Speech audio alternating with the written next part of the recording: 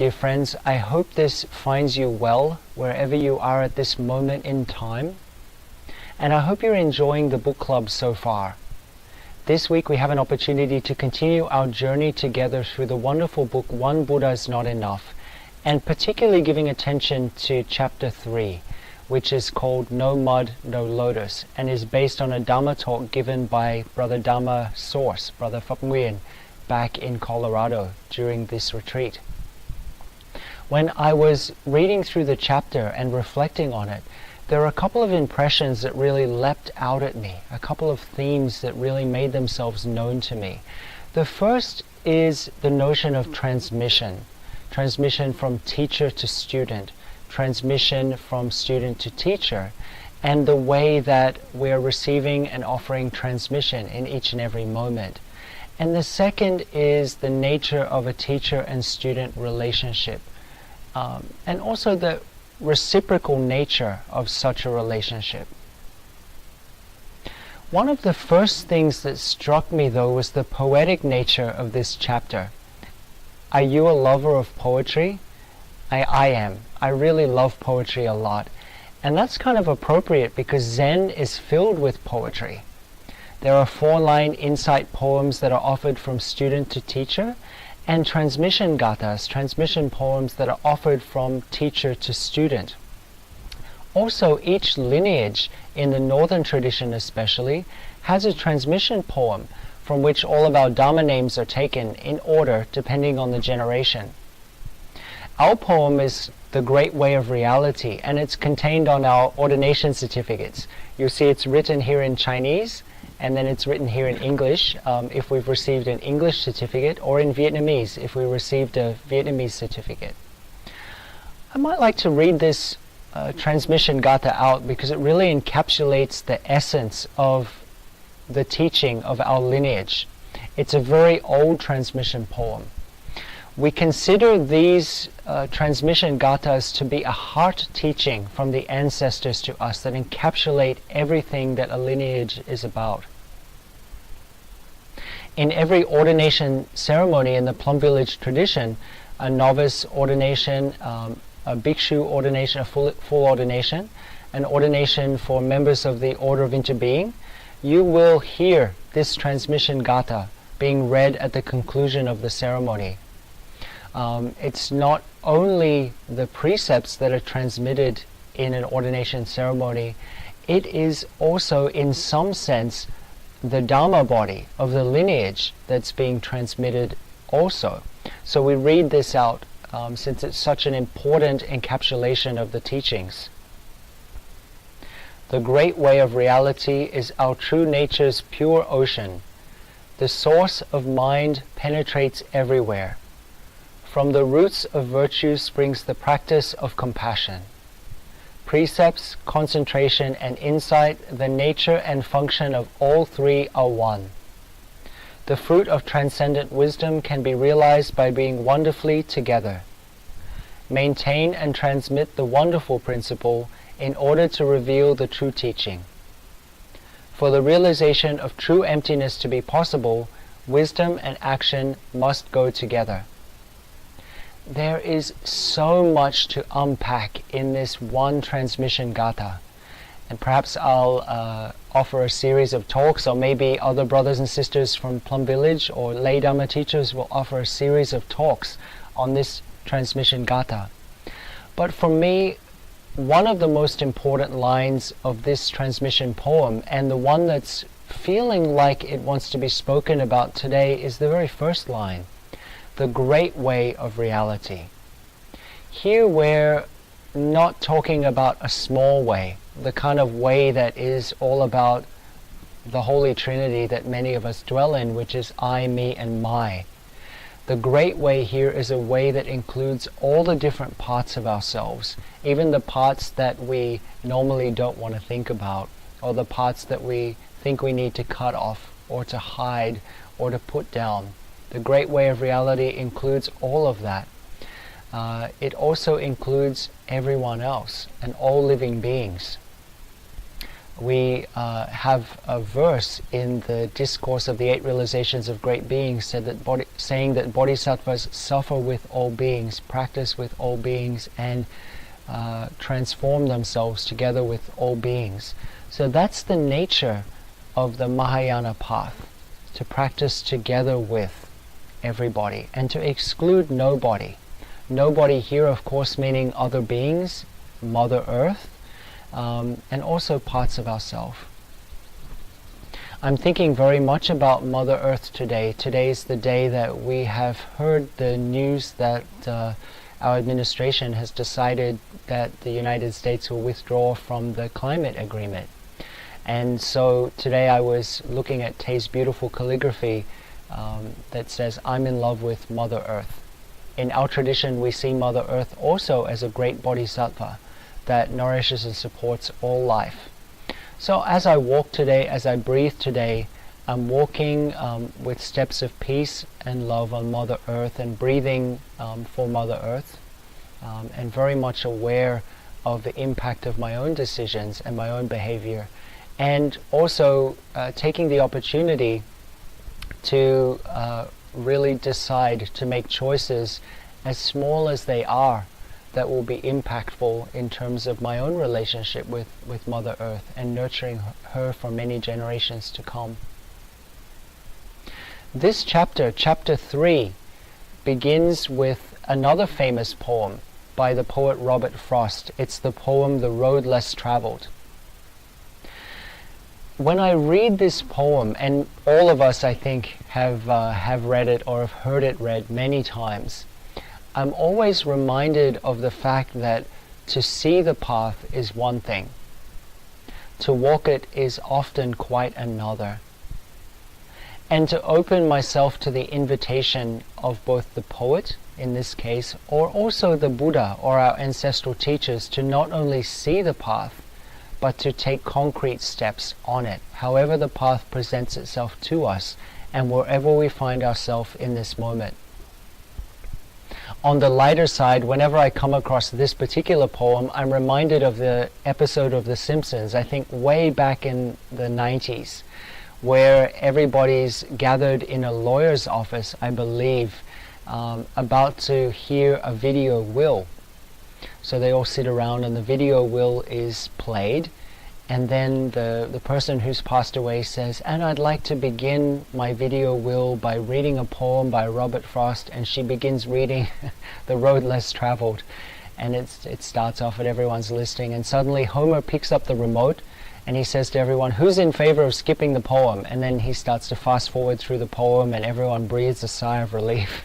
I hope you didn't feel like that when you encountered this poem in this chapter. It's a very beautiful one.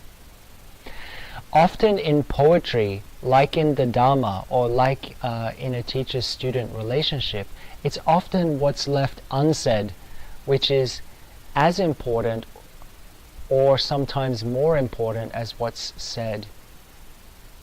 Meditation is the same. It's a science of mind, sure, but at the same time, to be a meditator is also to be an artist. Meditation is an art as well as a science. How can we express ultimate reality, that which is beyond words and notions, with something as inherently limiting as words?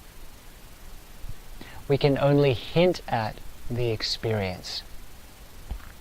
There's a great teaching in the Zen tradition.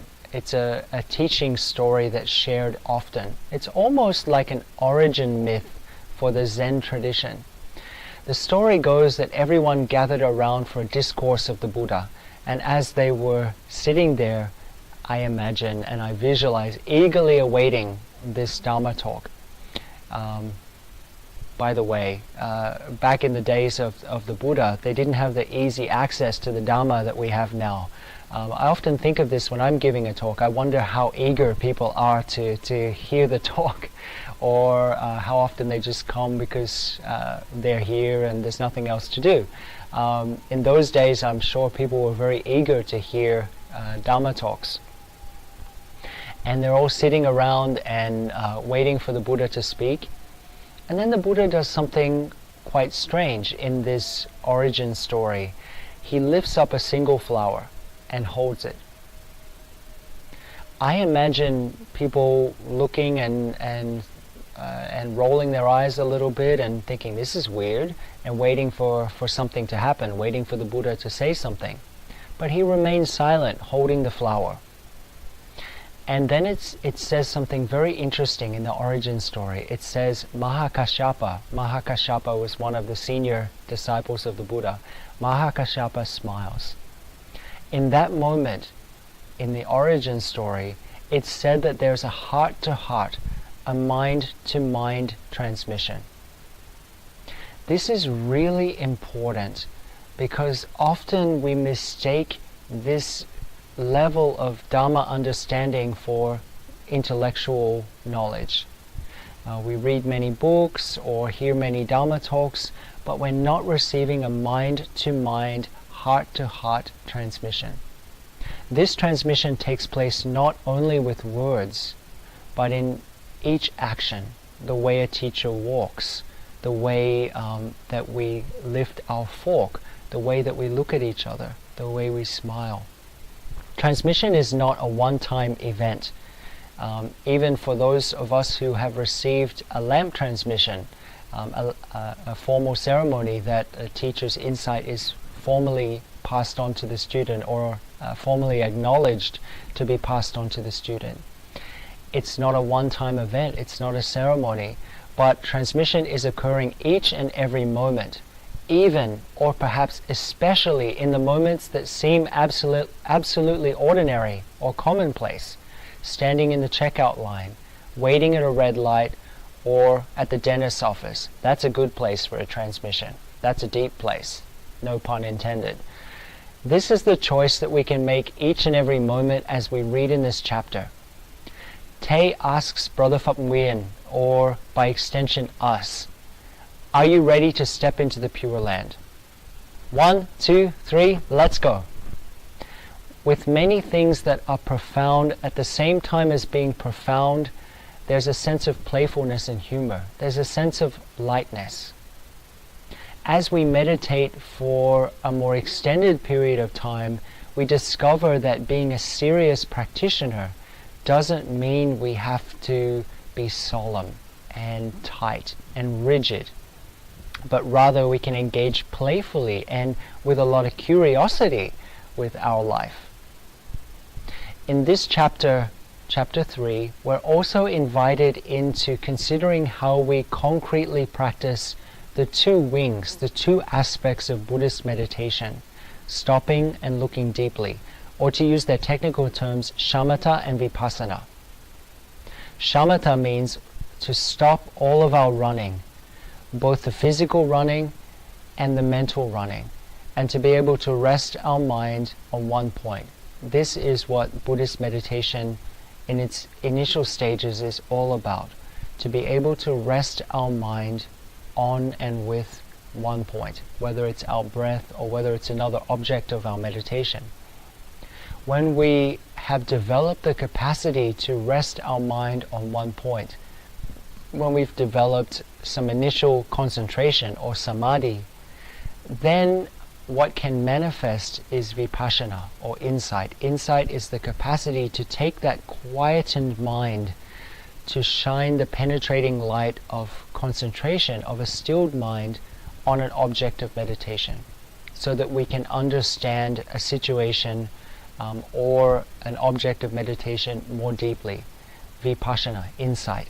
Shamatha and vipassana are the two wings of the bird that is Buddhist meditation.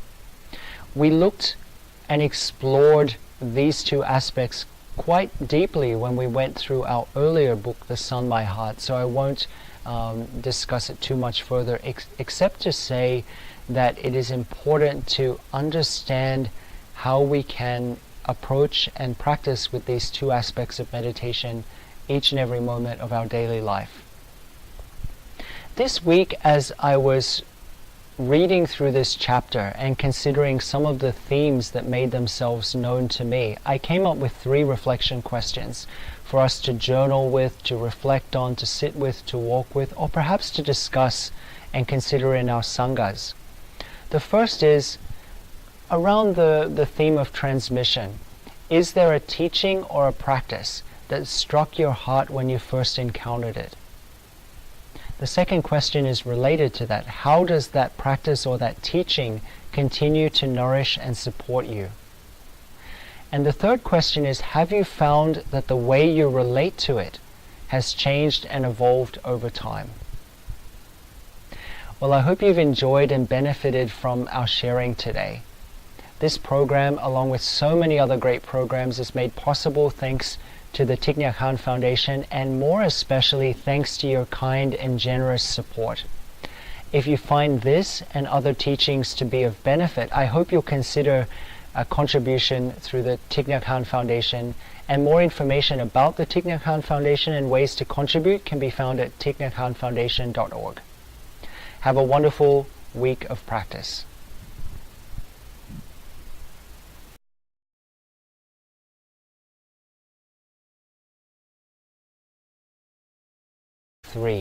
Which is called No Mud, No Lotus, and is based on a Dharma talk given by Brother Dharma Source, Brother Phap Nguyen, back in Colorado during this retreat.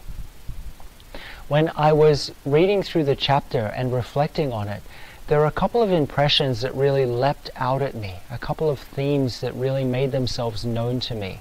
The first is the notion of transmission from teacher to student, transmission from student to teacher, and the way that we're receiving and offering transmission in each and every moment.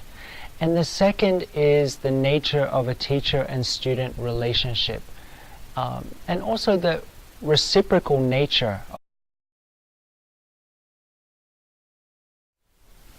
Dear friends, I hope this finds you well wherever you are at this moment in time.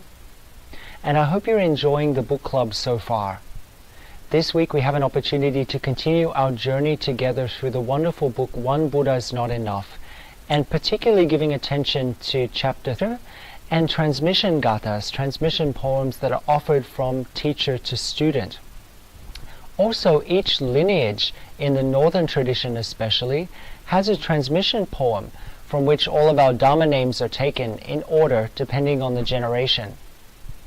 Our poem is The Great Way of Reality, and it's contained on our ordination certificate of such a relationship.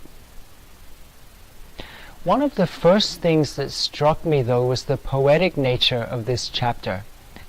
Are you a lover of poetry? I am. I really love poetry a lot. And that's kind of appropriate because Zen is filled with poetry. There are 4-line insight poems that are offered from student to teacher.